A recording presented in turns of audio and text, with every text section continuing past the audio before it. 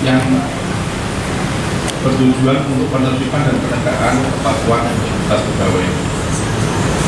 Selain itu, di kami juga sudah merupakan satker yang memiliki identitas BPK dan BPN. Jelas kami sudah menerapkan identitas BPK dan BPN di lingkungan kami.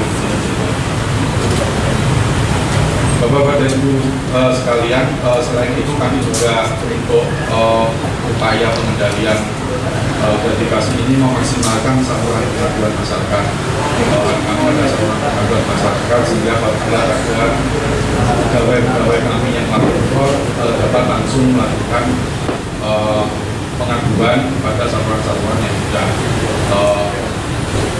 dicantumkan pada website kami atau pada kantor kami secara offline.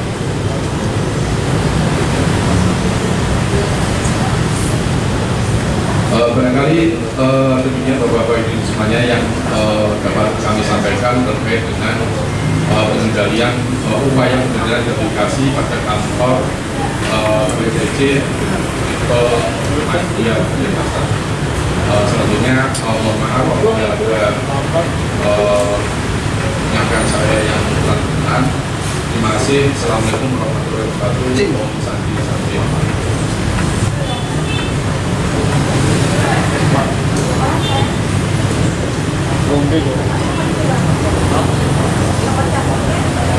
Terima kasih atas pemaparan materinya. Selanjutnya, pemaparan materi yang dilanjutkan oleh perwakilan komisi orang dan lembaga dan untuk waktu dan tempat kita sendiri.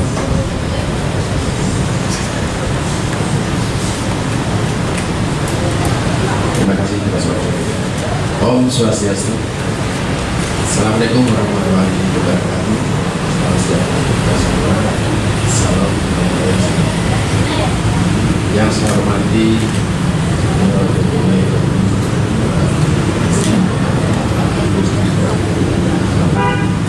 yang saya hormati pada sore hari ini yang bisa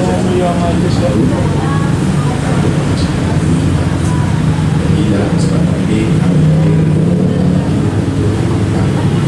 apa yang kami lakukan untuk mengantisipasi hal seperti gaya hidup mewah pejabat ekonomi pegawai negeri pada Polri Bono Bali yang kami untuk integritas meningkatkan pelayanan publik kepada masyarakat.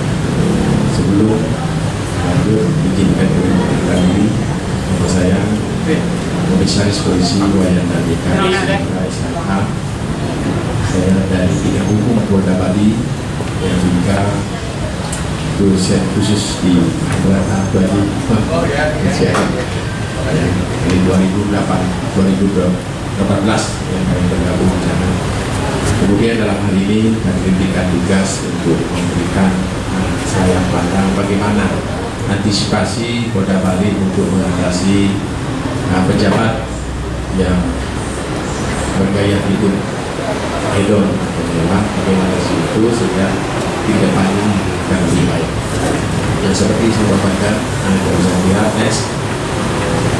jadi dasar daripada kami melaksanakan tugas di Polda Bali itu adalah Undang-Undang Nomor 28 Tahun 2009 yang tentang penyelenggara negara yang bersih. Kemudian kedua, kami juga dalam undang-undang itu kami mempedomi Undang-Undang Nomor 2 Tahun 2002 kepolisian, kemudian Nomor 5 Tahun 2014 tentang aparatur sipil negara dan bagian dari sipil negara, Undang-Undang Nomor 20 Tahun 2001 tentang perubahan atas Undang-Undang Nomor 31 yang tentang pemberantasan tindak pidana korupsi. Kemudian peraturan pemerintah nomor 3 tahun 2003 tentang peraturan disiplin Polri. Di situ kami ada regulasi terhadap tindakan yang akan dilakukan apabila anggota Polri melakukan pelanggaran Kemudian peraturan pemerintah nomor 94 tahun 2021 ya, tentang disiplin pegawai negeri sipil dasar, sana ada Polri, ada juga pegawai ASN-nya yang tunduk kepada undang-undang ini. Kemudian peraturan Menteri Dalam Negeri yang berkaitan dengan kode etik aparatur sipil negara di lingkungan Kementerian Dalam Negeri. Sampai juga itu regulasi yang untuk mengatasi permasalahan di Polda, itu juga kami mau ada arahan dari pimpinan pusat, yaitu peraturan Kepala Kepolisian Negara Indonesia nomor 10 tahun 2017 itu tentang kepemilikan barang yang tergolong mewah oleh pegawai negeri pada Kepolisian Negara Indonesia. Kemudian juga ada peraturan Kepolisian Negara Republik Indonesia nomor 7 tahun 2022 tentang kode etik profesi, Komisi Kode Etik Profesi Negara Republik Indonesia, surat telegram. Nah, ini berkaitan internal kami. Sekarang ini ada ST nomor 2468, yaitu tentang gaya hidup anggota Polri dan keluarga anggota Polri yang tergolong hedons. Juga surat telegram nomor 385 tentang kegiatan mengunggah bergaya hidup mewah atau glamor itu di medsos. Jadi semua perangkat hukum tadi merupakan suatu jalan ataupun suatu aturan yang harus kami patuhi di tingkat kepolisian Polda. Kemudian sebelumnya kita lanjut, ini juga apa sih sebenarnya itu pejabat publik? Ya, mungkin dalam kesempatan ini itu orang yang ditunjuk dan diberikan tugas untuk menduduki posisi atau jabatan tertentu pada badan publik. Jadi badan publik itu siapa yang dijelaskan lagi? Sebagai penyelenggara negara, meliputi pejabat negara pada lembaga tertinggi negara, pejabat negara pada lembaga tinggi negara, menteri, gubernur, hakim, pejabat negara lainnya seperti duta besar, wakil gubernur, bupati, wali kota, dan seterusnya. Nah, itu berdasarkan Undang-Undang Nomor 28 tahun 99, itu dilihat di bab 2 pasal 2. Kemudian kami juga membatasi sendiri dan dalam ruang lingkup pegawai negeri. Siapa sebut pegawai negeri? Ini pegawai pada Mahkamah Agung dan Mahkamah Konstitusi, kemudian pegawai pada Kejagung, pegawai pada perguruan tinggi, kemudian dalam hal ini perguruan negeri, pegawai pada komisi atau badan yang dibentuk berdasarkan undang-undang, pimpinan dan pegawai pada sekretariat presiden, dan seterusnya pegawai pada BUMN atau BUMD. Ini juga ini bagian dari dengan pegawai negeri. Pegawai pada lembaga peradilan, yaitu anggota TNI dan Polri, dan pegawai negeri sipil di lingkungan TNI dan Polri, serta pimpinan dan pegawai di lingkungan pemerintah daerah di tingkat 1 dan 2. Itu dasarnya Undang-Undang 31 dan 99. Nah, kita juga biar memahami dulu apa gaya hidup mewah itu apa. Di sini dari Kamus Besar Bahasa Indonesia, pandangan yang menganggap kesenangan dan kenikmatan materi sebagai tujuan utama dalam hidup. Hedon artinya seringkali dikaitkan dengan gaya hidup foya-foya. Nah, seperti itu. Kemudian menurut ahli Falsken menyebutkan bahwa hedon merupakan sebuah doktrin yang menyampaikan bahwa kesenangan adalah hal yang paling penting di dalam hidup. Nah, berarti di situ kalau kita kembangkan lagi merupakan suatu hak masing-masing individu ya, yang akan menyampaikan hasrat untuk bisa bisa dilihat oleh orang. Kemudian menurut dia juga hedon suatu ideologi atau paham yang dianut oleh seseorang yang mencari kesenangan hidup saja. Itu dia merupakan ini bawaan kodrati daripada masing-masing manusia yang ada di dunia ini sendiri. Nah, kemudian kita lihat rekan-rekan mungkin yang sudah hadir pada hari ini, ya tentu kami tidak menutup kemungkinan juga ada anggota-anggota yang berperilaku yang tidak sesuai dan melanggar aturan yang ada. Jadi ini saya gambarkan di sini ada rekan-rekan Anda melihat itu ada AKP yang dari Poluan cantik ini yang menyampaikan di situ ada tas Gucci-nya sampai 18 miliar, 18 juta dan seterusnya. Nah, di broadcast dikirim di medsos. Nah, sekarang masalahnya karena sudah diungkap asli dan KW-nya masih pertanyaan juga, gitu. Ya, yang ada di masyarakat itu menjadikan suatu sorotan, gitu ya. Jadi suatu sorotan yang nanti sorotannya itu bukan sorotan yang positif. Karena apa? Berpakaiannya itu juga yang berpakaian positif. Kemudian ada juga, yang ini mungkin rekan-rekan juga bisa melihat di viral yang ada. Jadi juga istri Brigadir Jenderal Priantara tampil heboh, seperti itu. Kemudian sosok Brigadir TP, kekayaan dan istri Hedwan disorot, ternyata direktur di KPK, seperti itu. Ada sinergitas di situ, sinergitas ya. Sehingga inilah yang kita akan bahas di sini, mudah-mudahan bisa mendapatkan. Nah, ini juga apa yang dilakukan oleh pimpinan kami. Nah, dari DPR Surati Gaya Hidup Hedon anggota Polri juga. Kemudian dari pimpinan kami, yaitu Kapolri, menegaskan proses polisi yang hedon. Prosesnya apa? Ya sesuai dengan ketentuan undang-undang yang tadi saya sampaikan. Jadi selanjutnya upaya Polri untuk berubah gaya hidup menjadi sederhana dan humanis. Peraturan Kepala Kepolisian Negara Indonesia nomor 10 tahun 2017 dibuatlah peraturan itu supaya karena Kapolri dipanggil oleh Bapak Presiden dengan adanya suatu medsos terhadap perilaku Polri, sehingga segera buat aturan tentang bagaimana etika dalam kehidupan sehari-hari yang menjadi tentang hidup mewah. Dikeluarkanlah peraturan Kepolisian nomor 10 tahun 2017, yang mana saya hanya cuplik pasalnya. Yang pasal 2, pegawai negeri pada Polri dapat memiliki barang yang tergolong mewah sesuai dengan penghasilan yang sah. Jadi boleh memiliki hal itu. Nah, sekarang yang kedua, penghasilan yang sah dapat berupa gaji, usaha yang sah sesuai dengan ketentuan perundang-undangan, hibah, warisan, atau perolehan lain yang sah. Nah, itu jadi ada kriteria ataupun penghasilan ataupun pendapatan daripada pegawai negeri dalam hal ini di kepolisian. Tentu juga orang tuanya mungkin kaya, jadi berbagai hibah. Bagaimana hal itu untuk bisa membatasi hal itu, dia tidak bisa tidak disampaikan di medsos yang bisa berpengaruh ya, kepada integritas dari kepolisian. Kemudian yang ketiga, kepemilikan barang yang tergolong mewah sesuai ayat 1 termasuk yang dia dinamakan yang termasuk di atas namakan keluarganya. Jadi merupakan satu korporasi lah ya, seperti itu.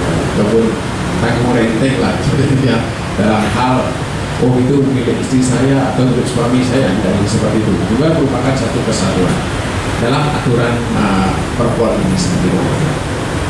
Kemudian dicuplikan di pasal 3, barang yang tergolong mewah dalam peraturan ini berupa, ini tahun 2017 dibuat, alat transportasi pribadi melebihi harga 450 juta, tanah dan bangunan pribadi melebihi harga 1 miliar. Seperti itu. Ayat 2-nya, batasan harga sebelum masuk pada ayat 1 dapat diubah berdasarkan keputusan Kapolri. Nanti ada keputusan apabila nanti mungkin dari inflasi uang dan seterusnya. Kemudian pegawai negeri pada Polri tidak boleh menggunakan alat transportasi yang tergolong mewah pada saat dinas. Jadi itu saya mungkin hanya 2 pasal di dalam perpolnya.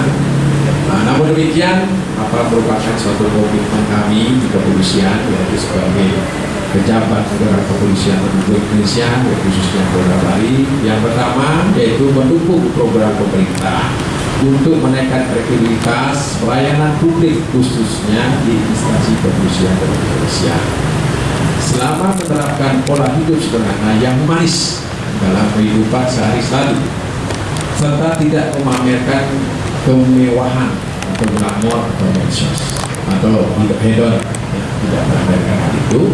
Kemudian ketiga, melarang mengunggah postingan di medsos yang bertentangan dengan peraturan perundang-undangan, khususnya gaya hidup mewah hedons, yang menimbulkan anggapan bahwa anggota Polri tidak memiliki sense of crisis yang berdampak menyulut kecemburuan sosial atau ekonomi di tengah masyarakat.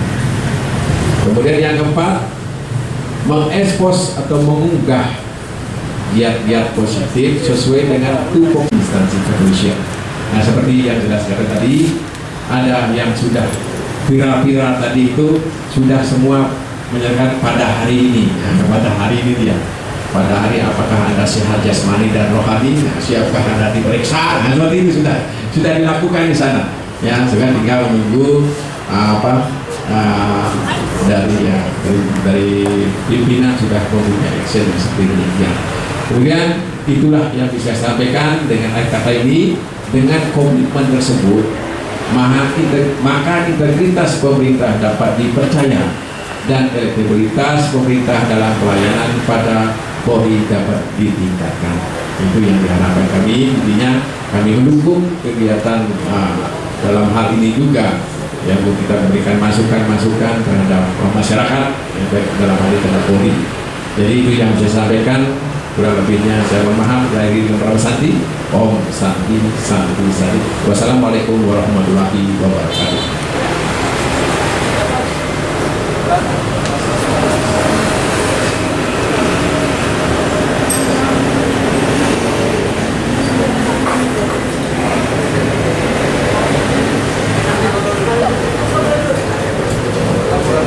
Karena saya harus duluan, nanti kepala bidang pedoman akan melanjutkan diskusi tanya jawab.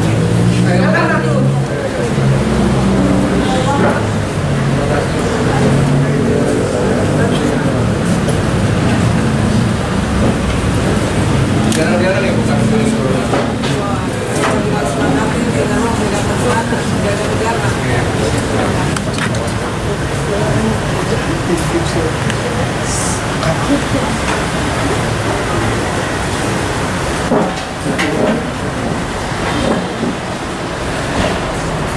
presisi ya.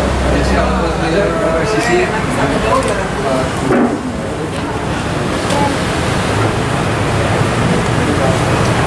Bangunnya Direktur Jenderal Pajak.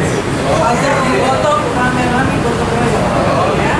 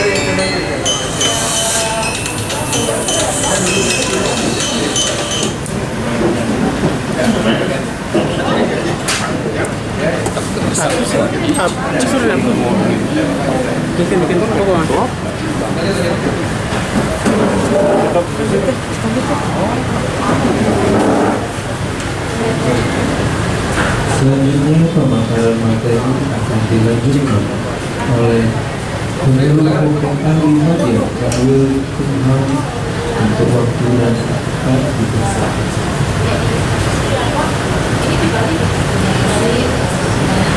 Om Swastiastu. Sebelum kami menyampaikan materi, pertama mungkin yang terhormat dari Bapak DPD RI, yang kami hormati Ketua Penyelenggara, dan yang kami hormati pula para narasumber dan peserta kegiatan yang diselenggarakan pada sore hari ini yang kami hormati. Seharusnya yang hadir hari ini adalah Kak Amir karena beliau lagi di Jakarta mengikuti kegiatan rapor. Kami tadi baru menerima surat undangan jam 3, sehingga kami belum sempat membuat materi. Itu mungkin yang bisa kami sampaikan. Sebelumnya kami akan memperkenalkan diri. Nama saya Ida Ibu Herawati. Saya adalah hukum Alia, ambil Kementerian Hukum. Mungkin Bapak Ibu semua sudah kenal ya atau familiar dengan Kumham. Yang kenalnya itu paling imigrasi ya, imigrasi, lapas. Kanwil Kementerian Hukum dan HAM adalah instansi ketiga. Wilayah adalah bertempat di wilayah provinsi. Adapun yang ditangani di kantor wilayah adalah ada 4 divisi, divisi administrasi, divisi pelayanan hukum, divisi bidang hukum, divisi pelayanan hukum, divisi pas, dan divisi imigrasi. Kami kebetulan di Biro Hukum berada di divisi pelayanan hukum. Nah, di sini tadi para narasumber sudah menyampaikan bagaimana kita sebagai aparatur sipil negara banyak yang menyoroti bergaya hidup mewah. Terus bagaimana integritas kita? Banyak juga yang menyoroti. Sebenarnya mengenai gaya hidup mewah pegawai negeri itu dari dulu sudah ada edaran kalau di kantor kami untuk pegawai itu tidak boleh bergaya. Seperti surat edaran dari Menteri tahun 2023, cuma nomornya kami lupa, itu juga ada edaran tentang pola hidup sederhana, baik itu pegawai negeri maupun non pegawai negeri yang ada di Kanwil Kementerian Hukum dan HAM, agar melaksanakan apa yang menjadi komitmen daripada Presiden agar kita melaksanakan hidup sederhana, khususnya kepada sipil negara sebagai penyelenggara negara. Nah, siapa yang sebagai penyelenggara negara dari segala bagaimana sekarang upaya? Mungkin kami di sini menyoroti upaya daripada pegawai negeri yang disoroti berhidup mewah itu banyak. Dengan surat edaran itu kami harus hidup sederhana, tidak memamerkan kekuasaan. Tapi seperti yang tadi disampaikan, satu permasalahan satu orang, contohnya saya ambil seperti di Dirjen Pajak, tapi kan tidak semua pegawai negeri seperti itu. Tapi kita semua kenal, khususnya seperti kami di Kanwil Kementerian Hukum dan HAM, kami sebagai guru, kami harus langsung turun ke masyarakat, memberikan layanan kepada masyarakat. Karena kami di Kementerian Hukum dan HAM ada bantuan sebagai masyarakat tidak mampu. Bagaimana cara kami, cara kantor kami menyelesaikan kasus-kasus yang harus ditemukan oleh masyarakat? Bersama dengan organisasi bantuan hukum yang terakreditasi. Semoga yang ikut dari peserta ini bisa menjadi paralegal yang bisa membantu masyarakat. Yang kedua, kantor kami, Kanwil Kementerian Hukum dan HAM, sudah meraih WBK wilayah bebas korupsi, dan kami sekarang sedang menuju wilayah birokrasi bersih melayani. Karena di Kanwil Kementerian Hukum dan HAM di Bali sendiri ada layanan-layanan yang diberikan kepada masyarakat. Itu namanya pendaftaran asistensi administrasi hukum, pendaftaran kekayaan intelektual. Di situ bisa kita mendaftarkan. Semua dilakukan melalui online. Tidak ada sekarang pungutan yang bisa diberikan yang diminta tidak. Kami sudah mengkampanyekan sekolah gratifikasi pungli, sudah kami kampanyekan. Itu sebagai untuk mengantisipasi terjadinya gratifikasi. Di mana pimpinan kami setiap hari Senin melakukan internalisasi tentang WBK untuk WBK agar pegawai yang ada di tidak melakukan gaya yang membuat kecemburuan daripada masyarakat dan fungsi kita sebagai pelayan masyarakat.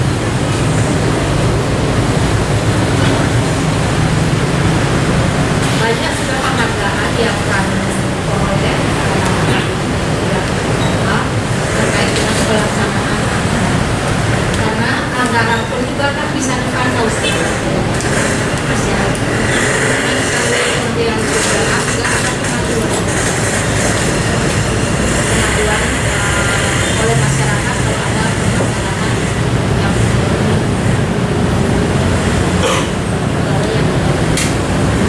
karena kantor Kementerian Hukum dan HAM di Bali memiliki 18 unit pelaksana teknis. Edaran yang disampaikan oleh Pak Menteri melalui Sekjen diteruskan sampai ke bukan saja kepada pegawai saja, disampaikan juga terhadap keluarganya agar tidak bergaya hidup mewah. Karena kalau mematur di medsos, contohnya seperti disampaikan tadi, pakai tas Hermes, apa KW dan tidak, kita tidak tahu. Kalau saya orang awam tidak tahu mana yang asli dan mana yang tidak. Tapi kalau netizen itu kan lebih tahu, kita tidak bisa bohong. Upaya-upaya itu yang telah dilakukan karena di Kanwil, bukan di Kanwil saja Pak, di UGD juga yang sudah mendapatkan WBK. Pasar, pasti banyak UGD kita sudah memperoleh WBK. Itu salah satu daripada untuk menolak pungli agar masyarakat, agar pegawai itu tidak ada keinginan atau berani melakukan hal yang bertentangan dengan sesuai dengan gratifikasi. Karena kalau pegawai berani melakukan itu sudah ada kode etik yang ada di kantor kami. Hukuman disiplinnya seperti yang disampaikan oleh para anggota sebelum yang itu ada sesuai dengan tingkat kesalahan. Perlu juga kami sampaikan di sini, ambil Kementerian Hukum dan HAM juga sekarang punya inovasi untuk membantu masyarakat juga memiliki pos layanan hukum dan HAM di desa. Dan di situ kami bekerja sama dengan desa maupun dengan organisasi masyarakat. Jika masyarakat membutuhkan informasi hukum, bisa langsung ke pos yang Bumdes yang ada di seluruh kabupaten kota yang ada di Indonesia. Tapi untuk desanya memang tidak semuanya ada pos yang Bumdesnya. Tapi sudah ada perwakilan sekitar 300 atau sudah ada pos yang Bumdes. Di situ juga boleh melakukan, masyarakat melakukan pengaduan, baik itu yang dilakukan oleh pegawai sumbangannya, bisa kami akan menindaklanjuti dan menjelaskan itulah salah satu yang dilakukan oleh Kanwil Kementerian HAM untuk mencegah penyewa serta tetap menuju wilayah birokrasi bersih. Semoga apa yang dilakukan oleh kantor kami bisa terima kasih Bapak Ibu, yang kita bisa sharing ini dan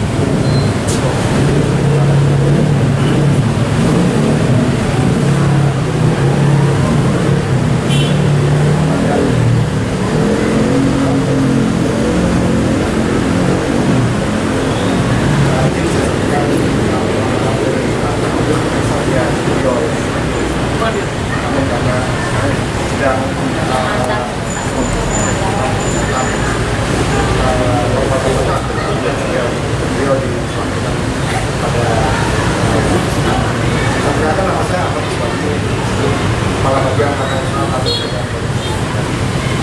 yang baru 3 bulan. Sebelumnya sudah di Sulawesi Tenggara, dan sebelumnya juga 18 tahun sudah menjadi Allah di kedua bidang Jadi saya tidak mempersiapkan slide sama seperti itu harus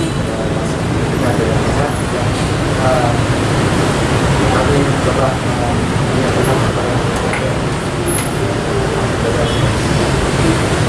untuk terkait dengan regulasi dari sudah disampaikan oleh untuk mengambil pajak kami dan daerah ASN aturannya sama yang khusus Kementerian Lembaga khusus di BPN kami terkait dengan hal-hal yang tidak kemarin sudah dilakukan untuk kewenangan dari ketua program. Saya lebih banyak akan menyampaikan mengenai pencegahannya sehingga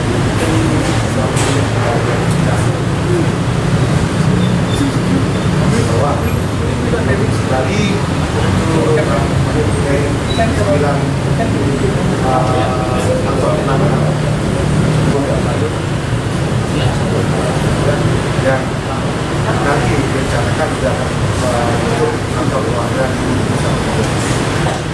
di sebagai ini tinggal identifikasi di sini juga sebagai upaya penerapan DPR dulu susah, mahal dan berbeda itu kita cuma program celah-celah yang ada namun yang paling penting ternyata kita di kemanakan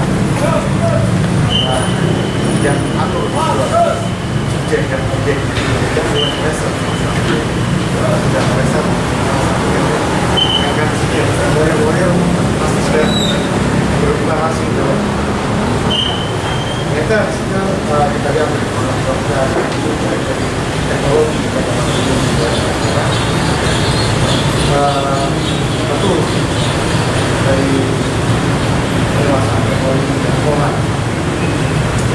tidak mana sering melayang-layang sekarang, namun ya untuk kota Denpasar deklarasikan kota pertama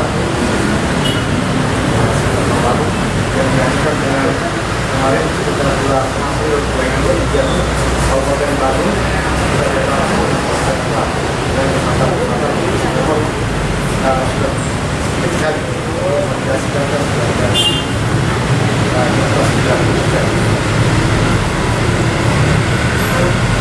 itu dengan harapannya deklarasi kemarin rupanya langsung memberikan tantangan kepada masyarakat bagaimana untuk Provinsi Bali lengkap tahun 2023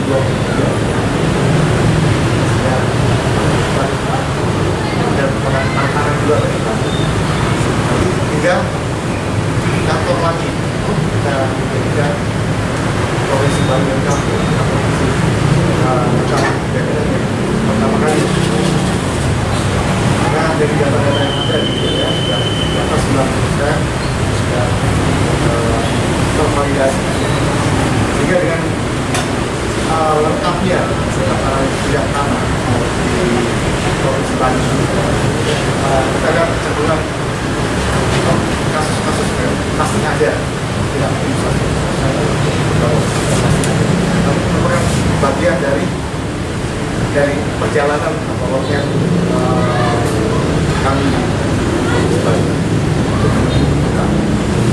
sebagai belum tersebut tadi saya katakan adalah berusaha menghindar atau berusaha menghindar juga dan perkembangan atau pertumbuhan pariwisata sudah luar biasa dan kita kalau kita bisa lihat itu kosong tidak ada bangunan kondisi sekarang juga banyak industri pariwisata sehingga kami juga akan lakukan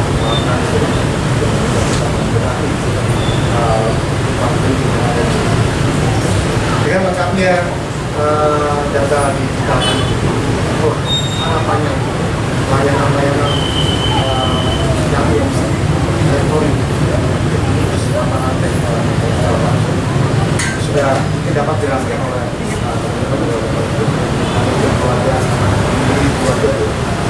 layanan tabungan, jasa, ya dan percepatan waktunya bisa lebih cepat. Beberapa layanan yang ada juga seperti yang kurang juga kan tidak sedikit kurang satu itu apa itu dari situ karena dapat dilihat dan kanannya apakah sudah berasal atau tidak itu dapat untuk dan semua terus layanan mobil itu mobil kita bisa berganti dengan mobilnya upload segera dokumen-dokumen atau penunjang bisa verifikasi dengan manajer mobil kami verifikasi jam dia kita mengurangi dia jam kita beberapa yang dapat menimbulkan menjadi atau transaksi yang meningkat itu dapat kita lihat melalui di BPN dari tadi juga teman bisa berkunjung ke kantor kami Bandung dan di pasar sudah mengenalkan layanan-layanan juga bisa kiriman sama dengan SPP yang sudah layanan yang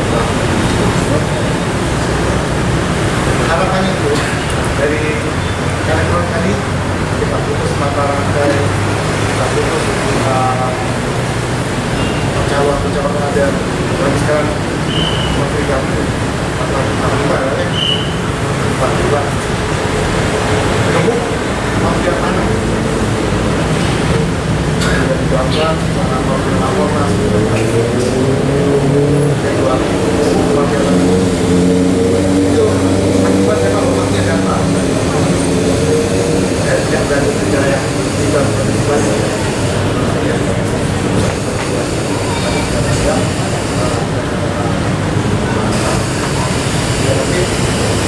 kita pertanahan kita buat program yang saya sekarang ada kita tanah yang terjangkau itu adakan masyarakat juga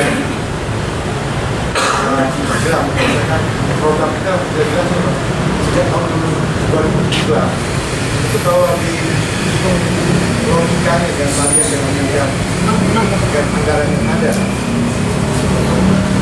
dari 120 juta bidang tanah di Indonesia terdapat tahun 2017 sudah 45 juta sehingga dengan target kita yang diberikan setiap tahun 400 masih butuh waktunya sampai dengan hampir 80 tahun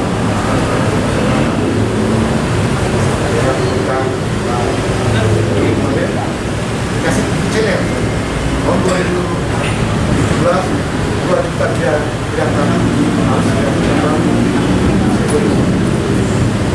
berapa ya tidak bisa melalui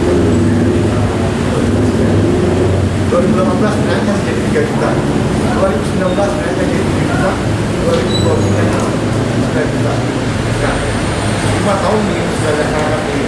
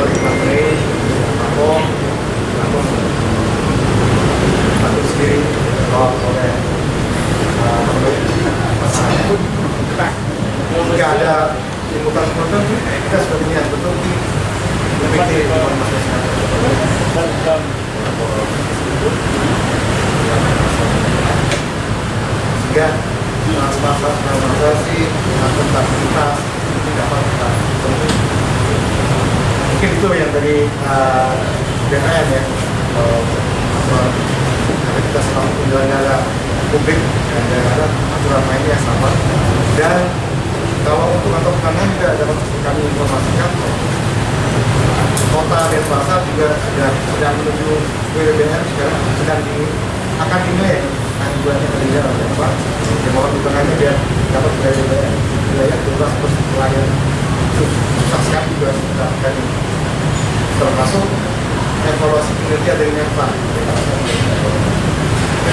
Kalau WBK wilayah bebas korupsi, bebas korupsi, Tabanan sudah dapat, Gianyar sudah dapat, Bandung dan itu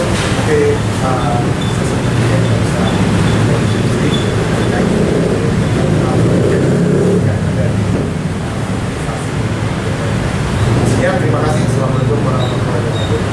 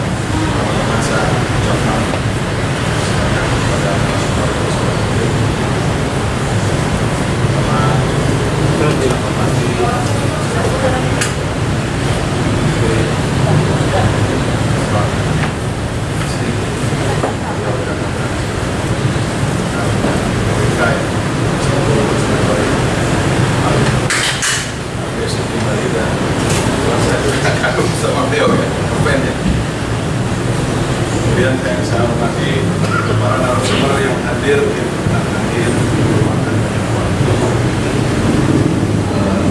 Saya tidak bisa sebutkan satu persatu waktu ya. Jadi art of flow ini, balik art of flow ini memang gagasan kami berdua.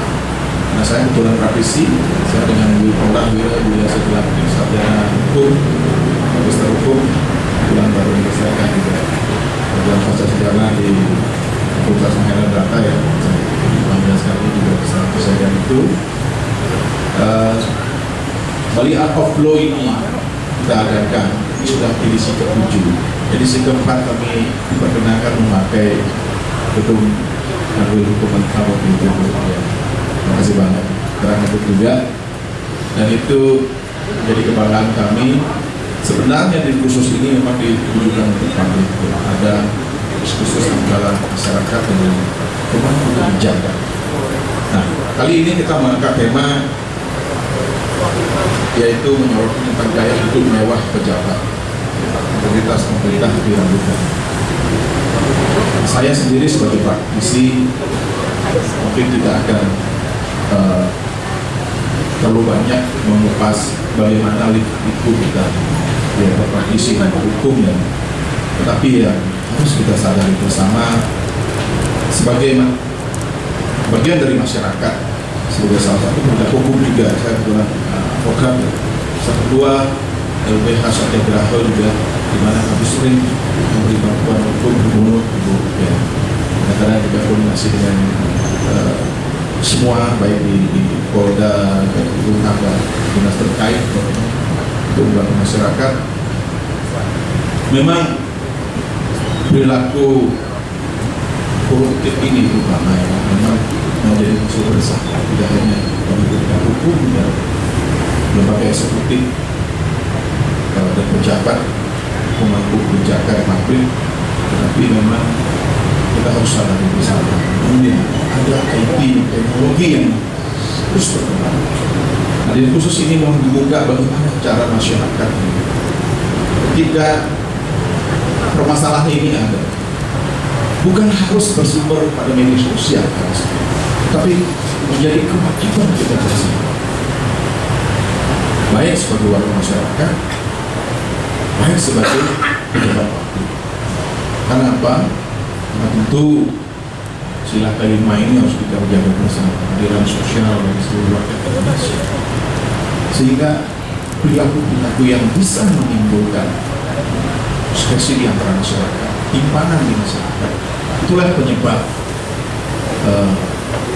situasi ini bisa ada.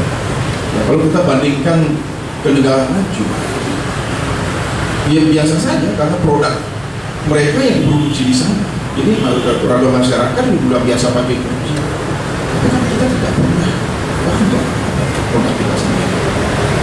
Tidak ada yang pakai tas Mas Bion karena Mas Bion tidak pakai tas. Masalahnya di sana. Ya, harus yang beli tas itu mahal. Dan saya ini UKM sebelumnya. Saya harus cerita sedikit. Gak panjang mungkin semua. Saya pernah bikin produk di Bulgaria.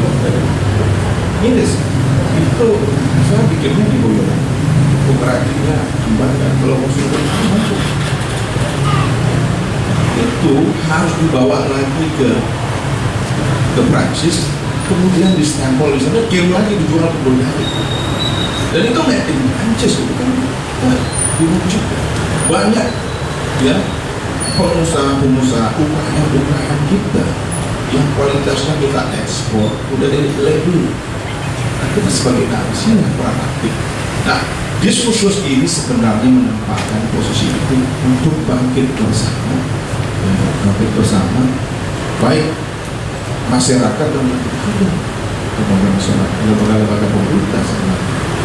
Di sini harus bersinergi secara utuh. Bagaimana memajukan produk-produk kita. Kalau kita sendiri, saya pameran ke Hamburg gitu misalnya, di sana mobil yang kecil itu apa namanya yang mahal itu ya diparkir sembarangan saja, di mereknya Mercy ya karena buatan Jerman gitu. Tapi kalau kita pakai di sini karena import itu masalah, dan serinya aduh ini waduh udah duit dari mana, belum biaya cukainya yang banyak. Nah, ini sehingga memang kita harus berani mengambil peluang bersama. Nah, kami selalu dengan pemerintahan Bapak Widodo yang beliau secara implisit memberikan seruan terhadap semua sebenarnya pelaku ini ya tidak mesti harus ke para pejabat saja, tapi masyarakat itu sendiri. Kenapa? Ingat, beliau politik itu tidak berdiri sendiri. Itu korporasi, itu ada masyarakatnya, ada pejabatnya, ada lembaga. Ini kita harus bisa, dan saya tidak mau saling menyalahkan di sini. Melalui forum khusus inilah saya bersama senator bukan uang seluas-luasnya bagi masyarakat luas, terutama izin Bapak di bidang hukum Polda Bali. Kadang-kadang masyarakat kita kan tidak bijak menggunakan media sosial. Ya. Dia ingin menghibur diri bahwa ya kita bolehlah hanya status berhappy, tapi itu bisa juga menjadi permasalahan hukum yang tidak bijak. Tentu di sini humas terkait di departemen yang terkait ini memang harus aktif memberikan penyuluhan lewat media sosial tentunya. Diskursus ini hanya bagian kecil, tidak tersentuh, tapi media sosial masyarakat detik demi detik, menit demi menit, jam demi jam dia selalu melihat. Sehingga ruang yang paling efektif untuk memberikan penyuluhan terhadap semua lapisan masyarakat itu memang di ruang media sosial. Kami mengambil kecil bagian dari itu, dan kebetulan Bapak Senator mensupport sekali acara ini dengan tujuan setiap agenda besar, setiap program pemerintah yang juga masyarakat itu bisa terintegrasi lebih cepat melalui praktisi-praktisi yang ada di kampus-kampus universitas-universitas yang biasanya kita undang. Mohon maaf hari ini memang batasan tempat ya, memang situasinya juga kita kadang-kadang berpindah-pindah, tapi saya selalu berkoordinasi dengan senator bahwa nanti ke depannya mungkin tempatnya akan lebih luas ke tempat atas. Karena kita juga swadaya begini, tidak ada anggaran dari pemerintah untuk biaya ini. Tapi saya di LBH Satyagraha kebetulan ketua forumnya, beliau Bina yang ini, kita mempunyai pemikiran yang sama bahwa kita punya tanggung jawab moral terhadap Indonesia luas. Tentu di khusus ini kita buka, ya, kita yang berdiskusi, masyarakat yang mendengar. Akhirnya seperti itu, tidak mungkin lebih hebat dari IRC mungkin, tetapi minimal di balik ada ruang khusus yang kita buka setiap 2 bulan sekali untuk diskusi tentang permasalahan publik yang ada secara nasional, tapi tidak terpantau di daerah ini karena tidak ada ruang untuk membicarakan itu. Biasanya kita juga liput dengan media, tapi mungkin hari ini karena kita ketemu waktu ya, next kita akan lebih berkitas lagi. Sekali lagi saya ucapkan terima kasih banyak kepada narasumber yang sudah hadir. Ya. Demikian closing saya. Dengan kapok datang di acara kami, memberikan pendapat, memberikan sinerginya, ya, yang berkaitan dengan kepentingan masyarakat umum. Agar apa? Agar tercapainya, yaitu sila kelima itu, keadilan sosial bagi seluruh rakyat Indonesia itu bersama-sama. Demikian dari kami, ya, dari Ketua Salon Brother, saya ucapkan terima kasih banyak. Saya tutup dengan nama Om Santi Om.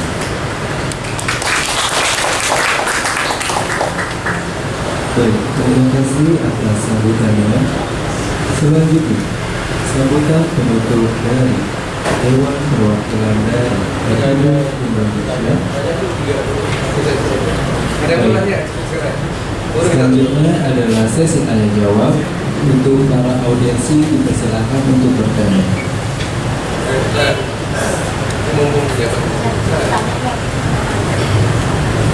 Langsung aja ya. Baik, selamat sore.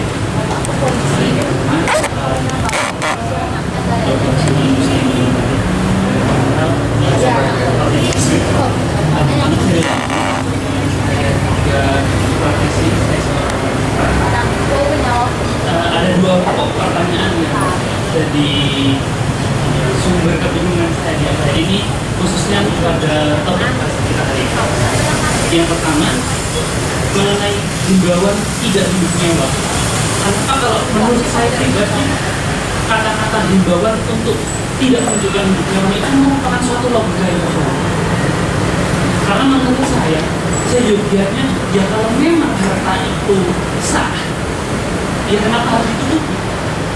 Yang ada harusnya ketika sudah memang ditunjukkan kemewahan itu, selanjutnya ada tindakannya, tindakan penanganannya, pengecekannya, data itu sah atau tidak.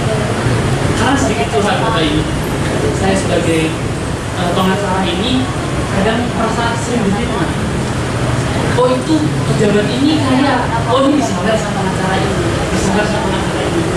Karena kita melihat ini, kami juga inginnya berintegritas. Kita inginnya tidak ada suap menyuap, kita inginnya tidak ada seperti itu. Tapi yang ketika kita lihat, ketika kita mengikuti prosedur, semuanya lambat, semuanya tidak bisa diupdate.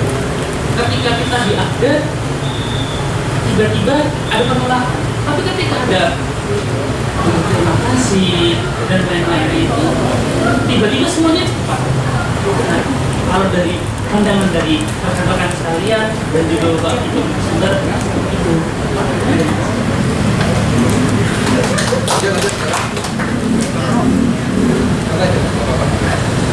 Lima ya, boleh ya.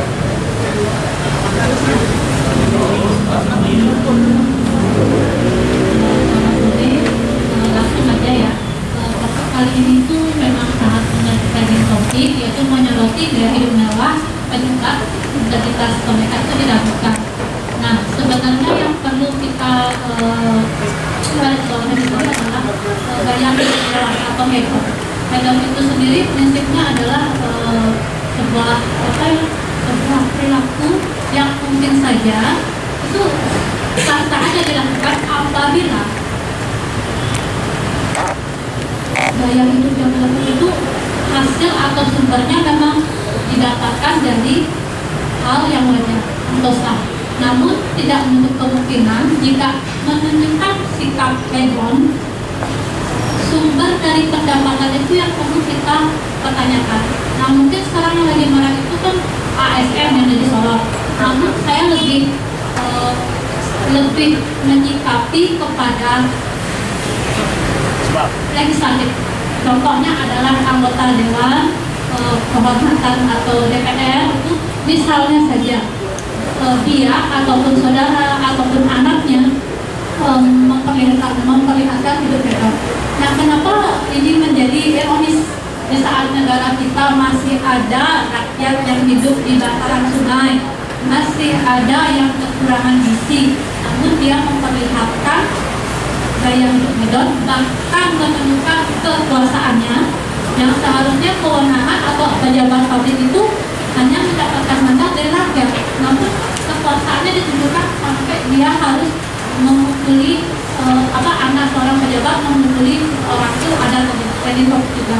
Nah ini saya memperlihatkan gaya kemewahan itu kan membutuhkan uang. Nah uang yang didapat balik lagi sah atau tidak. Nah itu juga membutuhkan psikologi.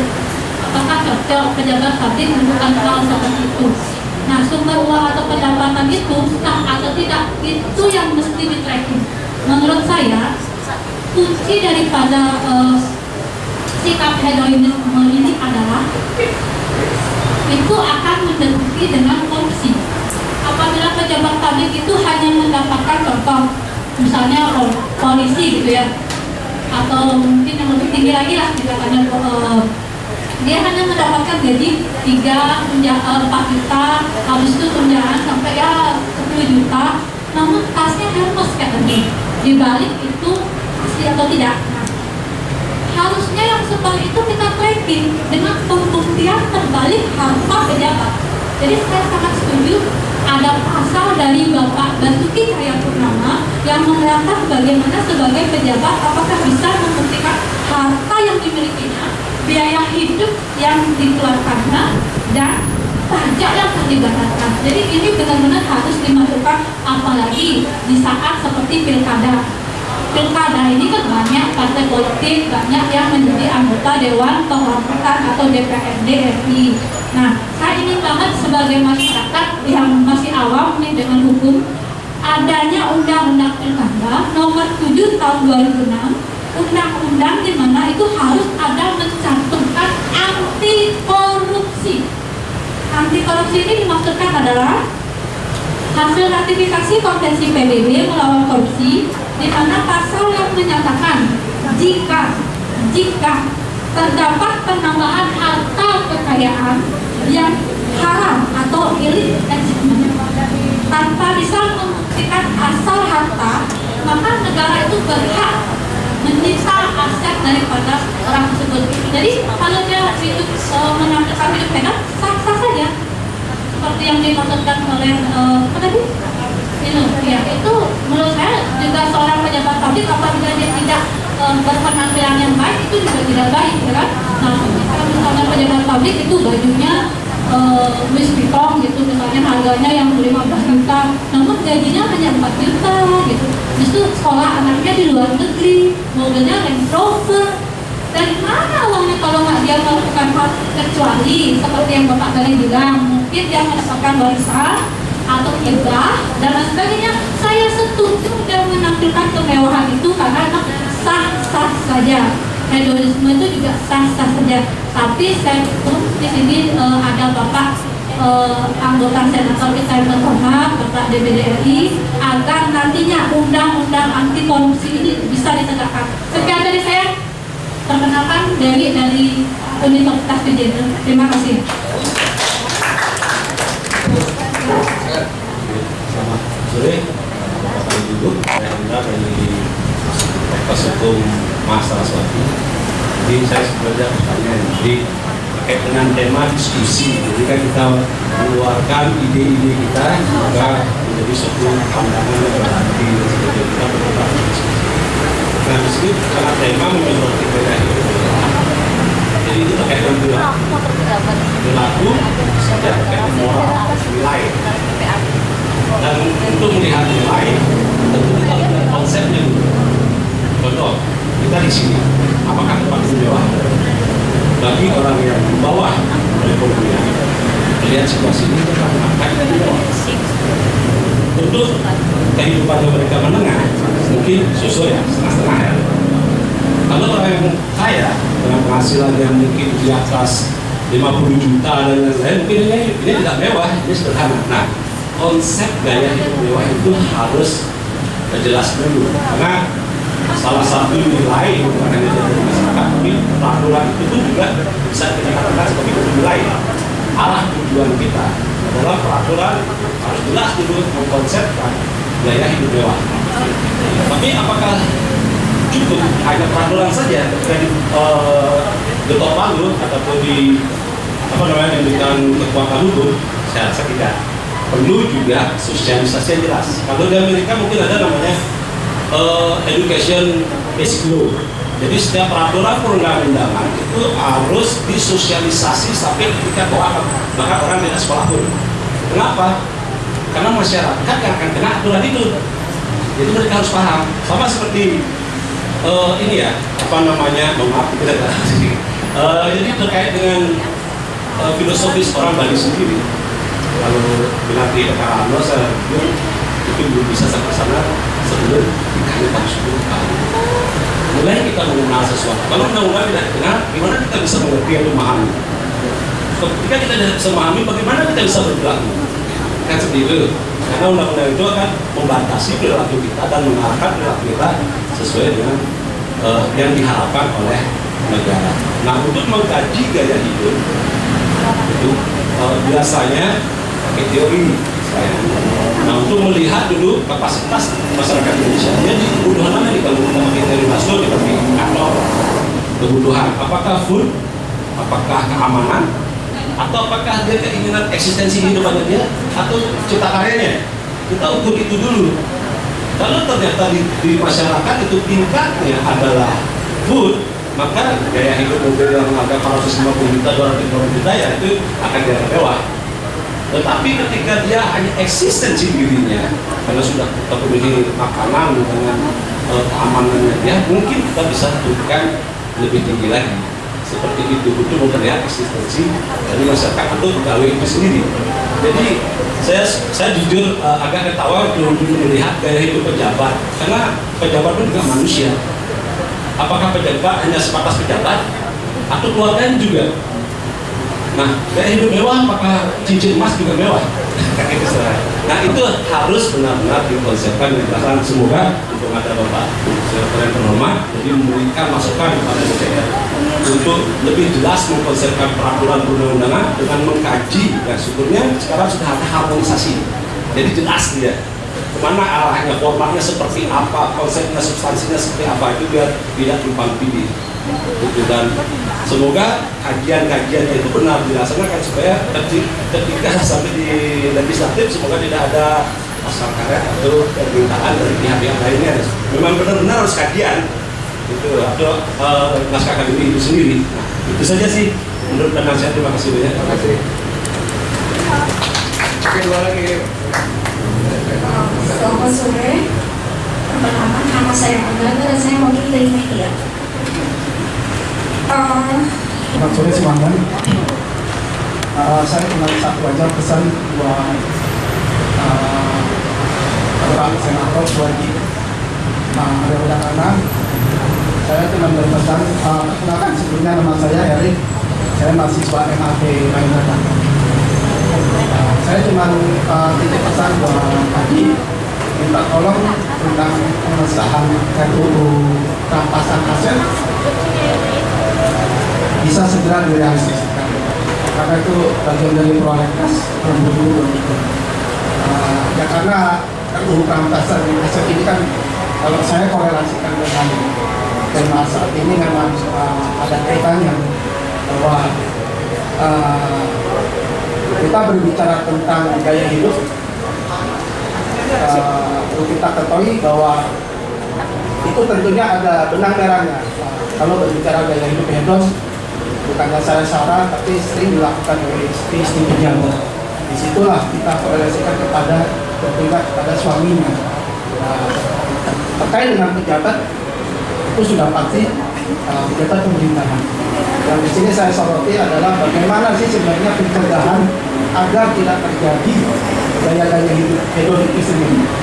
Saya setuju gaya hidup hedon tidak dilarang, tapi alangkah baiknya tidak flexing, tidak menampilkan.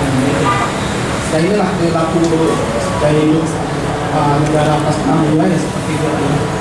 Kadang dengan makanan haram mereka takut, tapi dengan uang haram mereka tidak takut.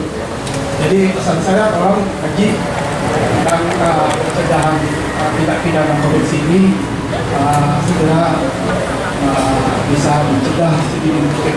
Saya berharap di pemerintahan 2024 nanti ya, bukan saya mendukung calon Pak Ganjar ya. Saya berharap di pemerintahan Presiden Ganjar Pranowo nanti Indonesia bisa lebih baik dalam hal tindak pidana korupsi. Itu saja dari saya, Pak Haji. Terima kasih, sukses selalu buat kita. Baik,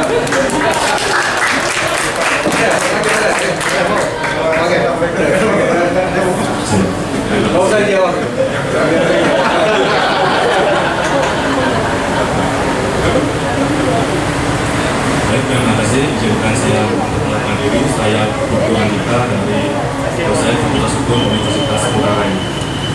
Terkait dengan apa yang telah kita bahas pada hari ini, maka akan ada pertanyaan apakah pejabat atau PNS tidak boleh kaya seperti itu, tidak boleh memiliki barang luar seperti itu ya. Terkait dengan apa yang telah kita saksikan tadi, terkait dengan apa yang disampaikan oleh narasumber, bahwasanya kalau kita merujuk pada bentuk kebijakan atau peraturan perundang-undangan atau regulasi terkait dengan pejabat tidak boleh hidup mewah dan sebagainya, itu sudah ada sebenarnya. Dan itu kalau merujuk kepada ASN aparatur sipil negara, itu sudah diatur dalam Surat Edaran Kemenpan RB nomor 13 tahun 2014 tentang gerakan hidup sederhana. Yang poin 2 menyatakan bahwa tidak memperlihatkan kemewahan dan atau sikap hidup yang berlebihan, serta memperhatikan prinsip-prinsip keadilan dan kepantasan sebagai dasar empati kepada masyarakat. Lalu yang sedang saat ini adalah berakhlak, yang merupakan moto dari Kemenpan RB seperti itu ya. Sekarang yang menjadi persoalan adalah kebijakan sudah ada, regulasi sudah ada, kenapa itu masih terjadi? Kan seperti itu sekarang yang menjadi problem. Bahkan sekarang kita melihat flexing atau dalam arti ini sikap yang hedonisme atau konsumerisme atau pamer lebih seperti itu ya, bukan hanya dilakukan oleh para pejabat saja, oknum pejabat, tetapi juga anak-anak dari oknum pejabat tersebut. Memang oknum pejabat tidak melakukan flexing seperti itu, tetapi anak-anaknya yang melakukan. Yang viral kemarin kasusnya MD misalnya pamer Google Records. Yang jadi masukan dari saya adalah memang pada dasarnya pemerintah sudah berusaha membuat kebijakan, regulasi dan lain sebagainya. Tapi kunci utama dari permasalahan kita ini adalah bagaimana kita mengembalikan butir-butir Pancasila dalam kehidupan seperti itu. Mungkin saya memohon kepada Dr. Firdaus Wijaya selaku senator, saya mohon untuk mengembalikan Pancasila dalam pendidikan. Dan dalam hal ini bukan saja di pendidikan dalam artian perguruan tinggi saja, tetapi kembali ditegaskan lagi dan diberlakukan pada pendidikan dasar. Karena pada dasarnya semua perbuatan yang kita lakukan ini bersumber dari pada saat kita mengenyam pendidikan dan mulai dari kita TK, SD, SMP, SMA, bahkan tingkat perkuliahan. Sebagaimana kita ketahui juga bahwa mata pelajaran pendidikan kewarganegaraan Pancasila itu seakan-akan mulai dihilangkan. Padahal itu sangat penting untuk mengatasi perilaku-perilaku yang menyimpang. Salah satunya adalah perilaku hedonisme atau gaya hidup mewah. Padahal di butir Pancasila sila kelima sudah menyatakan bahwa bergaya hidup hemat, artinya tidak boleh boros, tidak boleh bergaya hidup hedon, seperti itu. Sekian dari saya, terima kasih.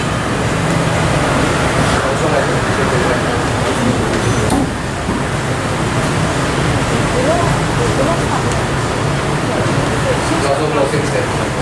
Langsung jawab. Terima kasih bahwa ini semua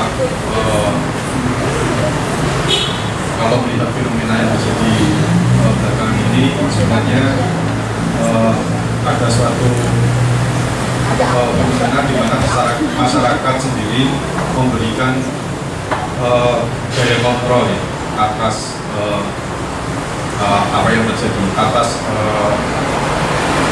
misalnya yang kita lihat perilaku mewah di antara para pejabat.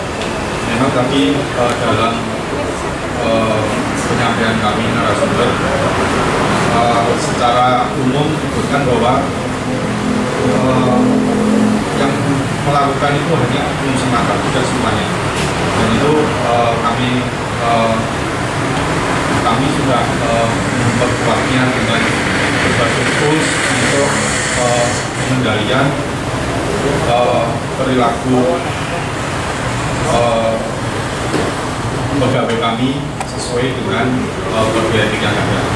Oleh karena itu, bantuan dari masyarakat yang seperti ini saya pikir positif, walaupun ada pro kontra, tapi untuk kemajuan bangsa dan negara ke depan, saya rasa ini berkepentingan. Terima kasih. Assalamualaikum warahmatullahi wabarakatuh. Om Santi Santi. Mari kami menanggapi pertanyaan dari rekan-rekan. Yang pertama dari Pak Tito yang berkaitan juga dengan Pak Dewi. Kami setuju bahwa setiap orang warga negara bebas. Karena bebas di sini tentu ada hal-hal yang dibatasi. Dan kedua, ada dalam hal bernegara ini ada orang sipil dan orang pejabat ASN. Yang di sini Pak Agus ini adalah pejabat. Berarti pejabat ini di masing-masing instansi mempunyai regulasi atau undang-undang atau ketentuan dan aturan-aturan yang dimiliki.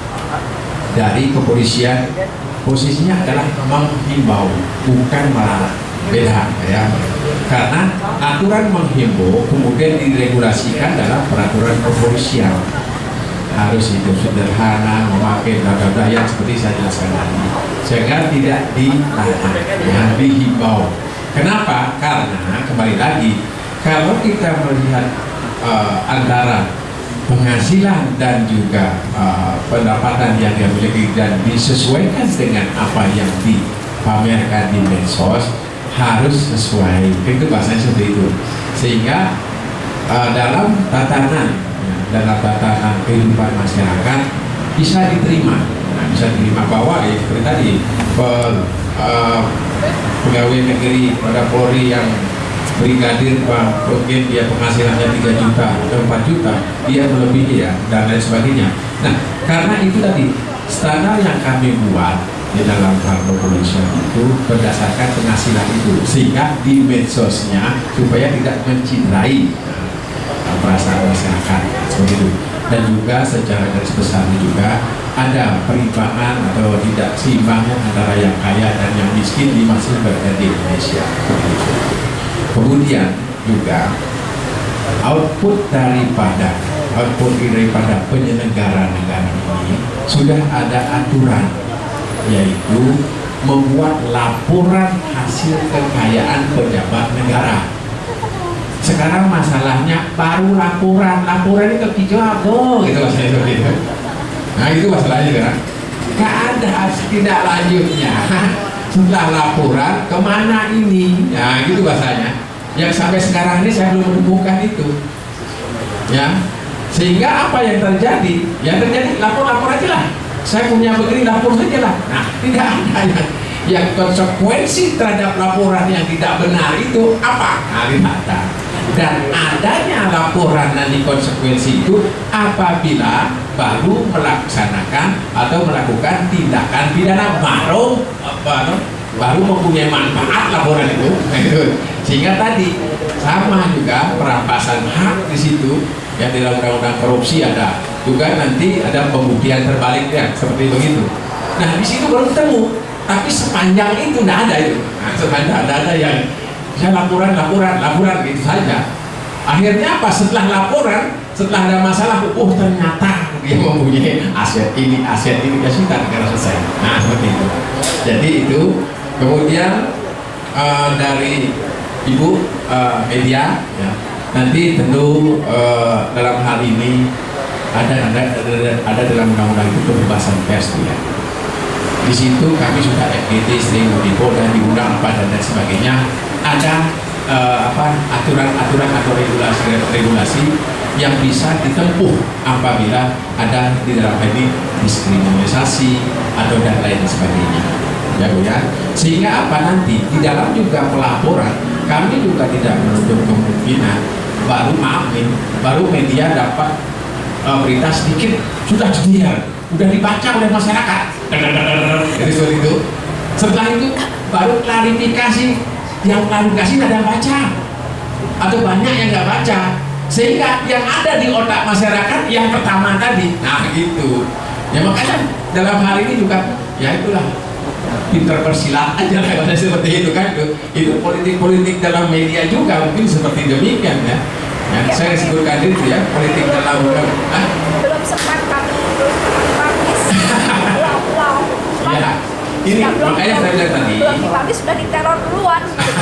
Berarti kan dulu ya. Makanya ada celah atau ada aturan, ada pun jalur yang harus dilakukan, seperti ya dalam hal ini kalau memang ada kepolisian itu propam ya, propam dengan bukti yang benar, yang sah ya seperti itu, sehingga tentu dalam hal ini dan juga laporan itu publik kan ya tidak masalah, tidak posisi seperti itu, jadi tidak ada masalah itu. Jadi aturan supaya nanti hal ini tidak menjadi presiden juga harus disampaikan, karena nanti kita tularkan A bisa sampai ujung sana bisa Z BBB tambah C makanya potong di situ dengan jalur yang benar. Nah itu yang harapan kami. Kemudian ya dengan undang-undang perampasan aset juga sama, dari kami juga sudah dari beberapa kali juga sudah mulai cek dari Bitkum mana yang perlu ditambah atau dikurangi dan jalan ke situ. Kemudian nah sebenarnya ini kita semua ini sebenarnya adalah merupakan komitmen nggak kita kepada negara, intinya seperti itu. Contohnya apa? Contohnya semua transaksi menggunakan EKTP dan itu ya. Dari EKTP itu jak hijau harta pasti mau beli mobil mau Shopee ada seperti itu. Kita komitmen nggak itu gitu kasarnya.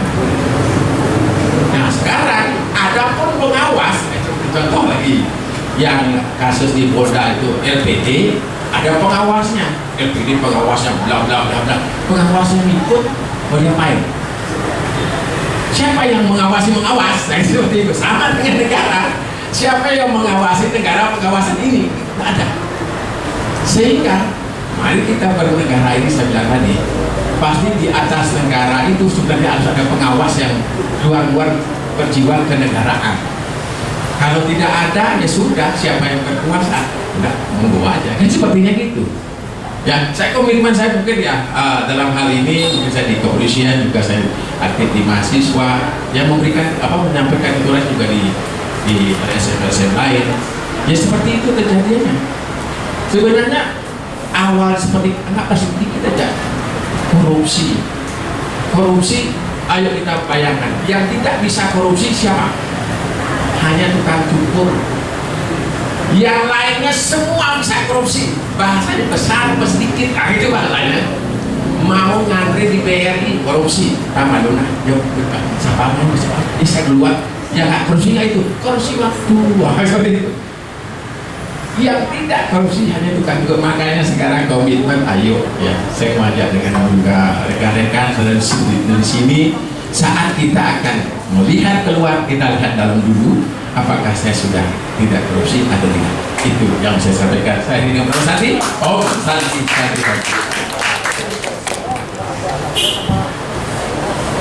Oke, terima kasih. Kami dari Direktorat Pajak juga berpendapat dari pendapat dan pandangan dan Bapak Ibu sekalian ya. Jadi memang pertama kalau memang terkait dengan kemewahan yang diimbangi dengan penelusuran sumber penghasilan dan sebagainya, itu clear lah. Kalau memang dia dari sisi aspek legalnya ya, dia kaya, penghasilannya banyak, atau dari keturunan orang kaya, itu clear. Terus kalau dia memberikan kemewahan tapi penghasilannya tidak jelas atau lebih tidak menunjukkan seimbang antara kemewahan, udah itu adalah harus dia oleh aparat penegak hukum. Itu clear.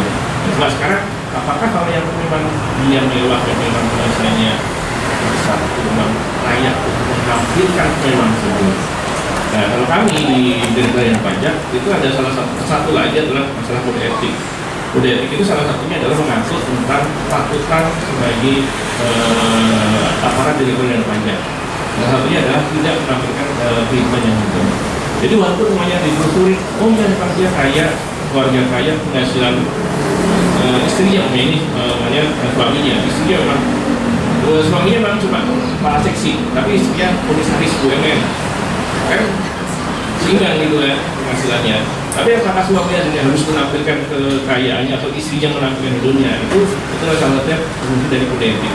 Di tempat kami hal seperti itu kami akan proses memanggil ASN bersangkutan untuk tolong ada memperbaiki perilakunya sekali, dua kali, dan kemudian kalau ada itu kalau memang aspek dari hukum tidak bisa masuk karena masih sudah sesuai, maka aspek dari hubungan disiplin dan kode etik itu akan diterapkan di instansi kami. Itu salah satu untuk memberi pelajaran atau mendorong agar para aparatur di instansi kami tidak menampilkan kehidupan yang Indonesia tersebut.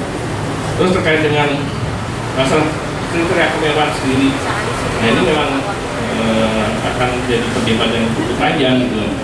Apakah suatu barang ini mewah atau enggak, itu pandangan masing-masing orang beda gitu. Tapi pergi ke luar negeri itu mewah apa enggak sih? Gitu. Ukurannya apa dulu nih? Gitu loh. Saya pernah ada ini kasus ya dulu di Jakarta sebelum pandemi itu saya BAP, kami BAP itu beberapa pegawai yang pergi ke luar negeri, mereka Pak mewahnya kami di mana Pak? Kami keluar ke kemudian dia pergi ke Singapura, biaya yang kami keluarkan lebih rendah daripada kami harus pergi ke dalam negeri atau ke Labuan Bajo. Itu pengertian mewahnya di mana? Itu kan hanya jadi perdebatan.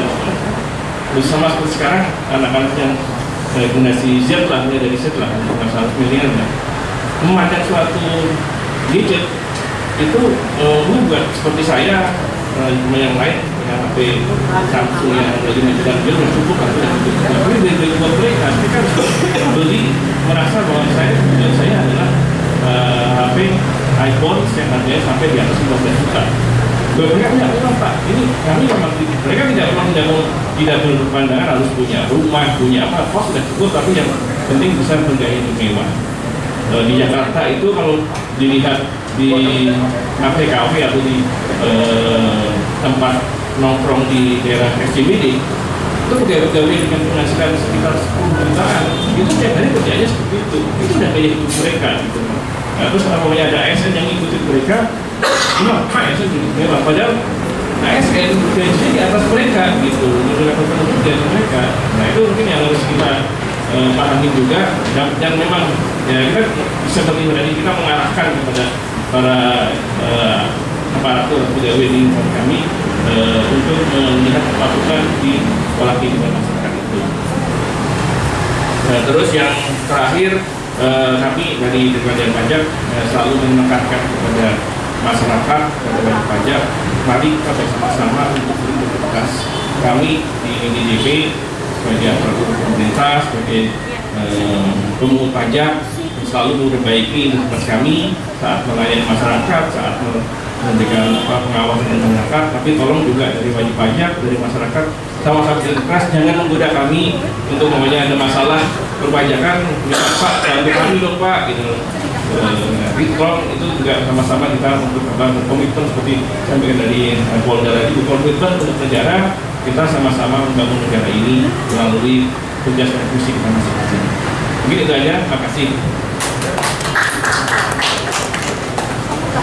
Terima kasih atas waktunya. Kami juga mengucapkan apresiasi kepada para penanya yang sangat luar biasa.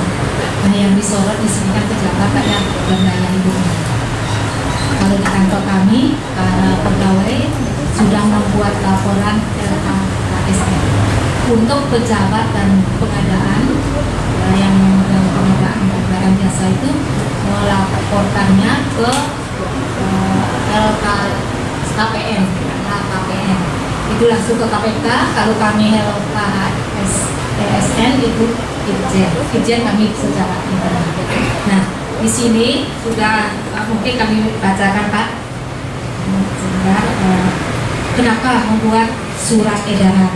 Menteri kami membuat surat edaran agar tidak berdaya hidup mewah karena terkait dengan yang viral-viral itu Pak, seperti yang Bapak sampaikan tadi, tidak ada yang melarang sebenarnya bergaya hidup mewah. Tapi himbauan kami sebagai pelayan masyarakat, kami harus mengembang-mana memang milik kita sendiri, jangan-jangan nanti dibilang korupsi karena warisan. Kita kan tidak tahu juga Pak ya, kalau orang Bali kan banyak punya warisan.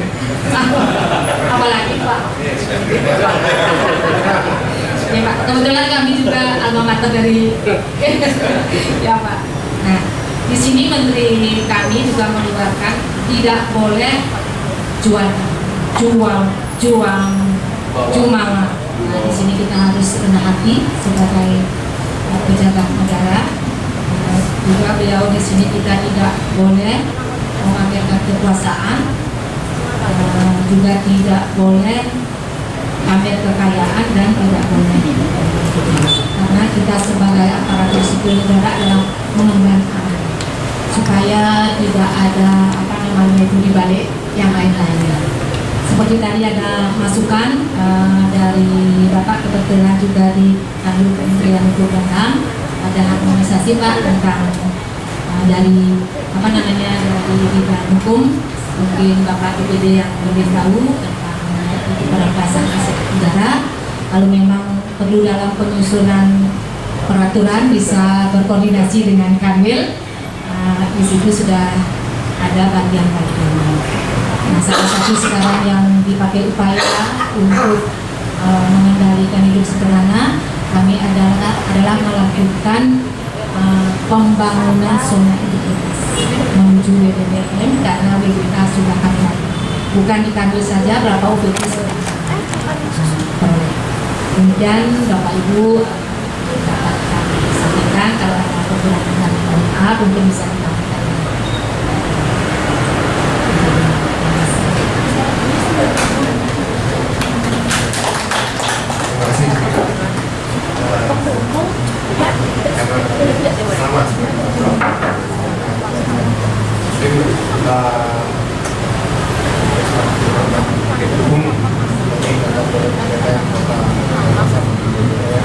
dan dukung support kami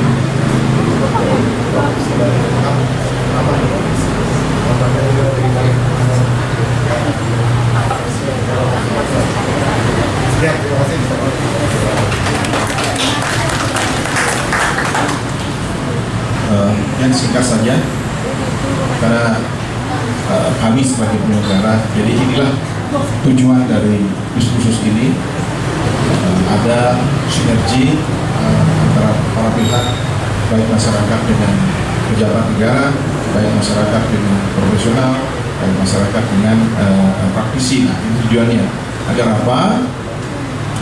Pemahaman dan pengetahuan ini bisa disebarluaskan kepada seluruh masyarakat. Jadi ini penting sekali. Harus mulai dari kita. Kalau nggak kita, siapa lagi? Orang bijak berpendapat bahwa sistem yang buruk akan membuat orang baik ikut menjadi buruk. Tetapi orang baik harus berusaha keras memperbaiki sistem itu. Tidak ada garing yang tidak retak ya. pasti suatu sistem pada pemerintahan masih ada kurangnya. Disinilah kita perlu dalam era reformasi kita terus memperbaiki bangsa kita dan dimulai dari diri kita. Karena perilaku koruptif itu sejatinya tidak dimiliki oleh lembaga atau instansi atau orang lain, tapi masyarakat itu sendiri. Karena itu namanya korups dalam bahasa Yunani. Korups itu adalah korupsi. Jadi artinya perilaku buruk. Jadi kalau kita sudah bisa mencegah perilaku itu bersama-sama, misalnya apa yang menjadi cita-cita besar holding father kita, pendiri bangsa, itu akan menjadi Indonesia emas di masa yang akan datang. Nah, demikian penelitian suksema kita sampai closing terakhir dari Bapak Senator Alia Weda Karna waktu kemudian. Terima kasih Bapak Jelantik selaku Ketua dari Forum Advokasi Sakya. Sebelumnya Om Swastiastu niki. Assalamualaikum warahmatullahi wabarakatuh. Salam sejahtera, shalom, Om Budaya. Bapak dan Ibu narasumber, saya terima kasih atas kehadiran di acara ini.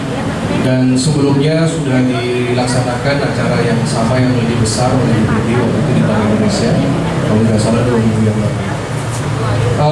Pertama, saya ingin menyampaikan sebelum bicara tentang teknis perundang-undangan, karena kebetulan dari 4 orang DPD RI yang ada di Komite 1 Bidang Hukum, Pertahanan, Keamanan, dan Politik, dan kemudian ada di Panitia Perancang Undang-Undang. Jadi selalu di DPR namanya Balek. Jadi kamilah yang menyusun peraturan perundang-undangan, termasuk juga ada keinginan untuk adanya rancangan undang-undang tentang perampasan, ya, yang dalam bahasa kerennya perampasan harta koruptor, kan begitu, yang sekarang sudah diajukan oleh pemerintah Jokowi, yang memang agak resisten karena ditolak oleh parpol-parpol seperti itu. Nah, jadi yang pertama begini, saudara-saudara pernah nggak merasa bahwa tahun 2023 ini secara spiritual ini adalah tahun kebangkitan frekuensi spiritual? Kenapa kita harus mengambil hikmah?